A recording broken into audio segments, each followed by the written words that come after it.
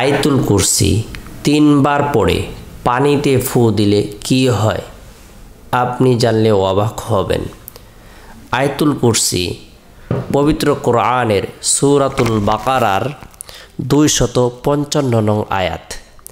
এটি এমনই পাওয়ারফুল একটি আয়াত, বরকতপূর্ণ একটি আয়াত, ফজিলতপূর্ণ একটি আয়াত, মাহাত্ম্যপূর্ণ একটি আয়াত, তাৎপর্যপূর্ণ একটি আয়াত, যে আয়াতটি কোনো ব্যক্তি যদি দৈনন্দিন ফরজ নামাজের পর মাত্র একবার আমল করে, তেলাওয়াত করে, পাঠ করে, নবী করিম সাল্লাল্লাহু আলাইহি সাল্লাম তার দরিদ্র উম্মতদেরকে জানিয়ে দিয়েছেন আল্লাহ তাআলা তার জন্য জান্নাত অবধারিত করে দেবেন। সুবহানাল্লাহ।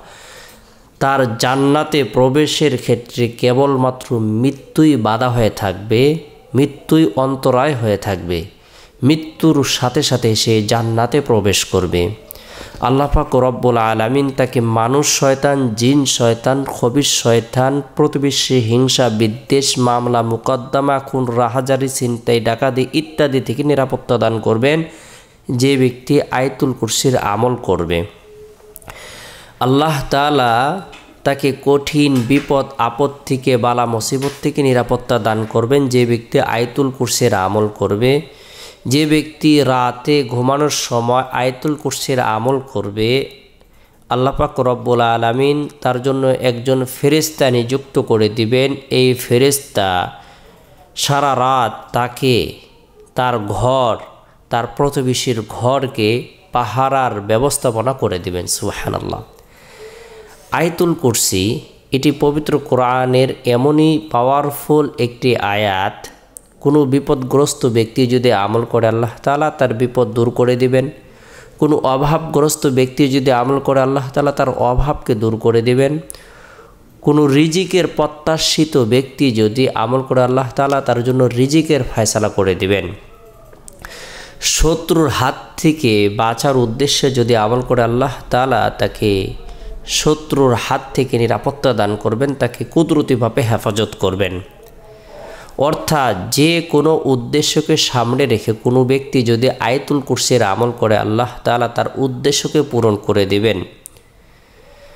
আমরা যারা খুবই পেরেশানির মধ্যে রয়েছি, শারীরিক অসুস্থতার কারণে অথবা শরীরের বিভিন্ন ধরনের রোগ বালাইয়ের কারণে পেরেশানির মধ্যে রয়েছি, অনেক সময় দেখা যায় অনেকের পেটের ব্যথা, মাথার ব্যথা, শরীরের বিভিন্ন রোগে আক্রান্ত, যে রোগগুলো বিভিন্ন চিকিৎসার মাধ্যমেও নিরাময় লাভ হচ্ছে না, নিরাময় লাভ করা সম্ভব হচ্ছে না। এই সমস্ত অসুস্থ রোগীরা, এই সমস্ত অসুস্থ ব্যক্তিরা এভাবে পাক পবিত্র পরিষ্কার পরিচ্ছন্ন একটি গ্লাসের মধ্যে 1 গ্লাস পানি নেবে।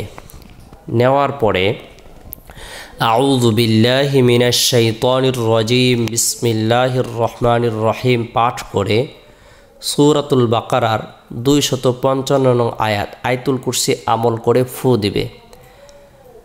আল্লাহু লা ইলাহা ইল্লা হুয়াল হাইয়ুল কাইয়্যুম লা তাখুযুহু সিনাতুন ওয়া লা নাওম লাহু মা ফিস সামাওয়াতি ওয়া মা ফিল আরদি মান যাল্লাযী ইয়াশফা'ু ইনদাহু ইল্লা বিইযনি ইয়া'লামু মা বাইনা আইদিহিম ওয়া মা খালফাহুম ওয়া লা ইউহীতুনা বিশাইইন মিন ইলমিহি ইল্লা বিমা শা'a ওয়াসি'a কুরসিয়্যুহুস সামাওয়াতি ওয়াল আরদ ওয়া লা ইয়াউদুহু হিফযুহুমা ওয়া হুয়াল আলিয়্যুল আযীম।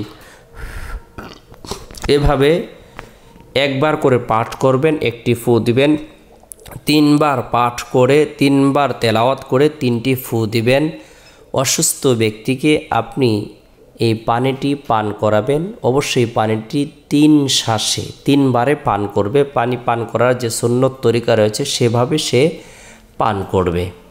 আর আল্লাহ তাআলার প্রতি ভরসা রাখবে। আল্লাহর কালামের বরকতে আল্লাহ তাআলা তাকে শারীরিক সুস্থতা প্রদান করবেন। আর আমরা চাইলে অসুস্থ ব্যক্তিদেরকে এই পানিটি দিয়ে নিয়মিতভাবে পান করাইতে পারি। এবং কি ছোট বাচ্চা যারা রয়েছে তাদের কেউ আমরা পান করাইতে পারি, অথবা তাদের মাথায় শরীরে এভাবে একটু আমরা ছিটা দিয়ে দিতে পারি। তাহলে ভূত জিন ইত্যাদির আসর থেকে আল্লাহ তাআলা এই শিশুকে নিরাপত্তা দান করবেন। আমরা নিয়মিতভাবে সূরাতুল বাকারার বরকতপূর্ণ এই আয়াতুল কুরসি আমল করব, পরিবার পরিজনদেরকে আমল করার ব্যাপারে উৎসাহ প্রদান করব।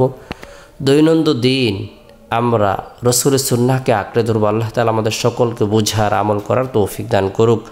সকলে ভালো থাকুন, সুস্থ থাকুন, সকলে সুস্বাস্থ্য কামনা করে শেষ করছি।